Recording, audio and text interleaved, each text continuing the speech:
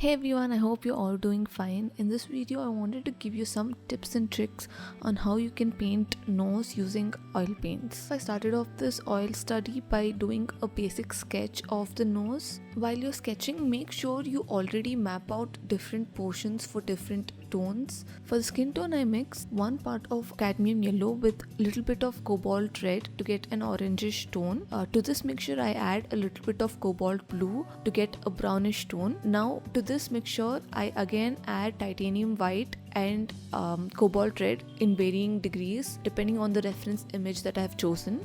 From this color palette, I keep blocking in colors in different parts of the sketch like you can see in the video, and I keep building layers. Once I'm happy with the tones, I use another clean soft brush to blend in the hard edges.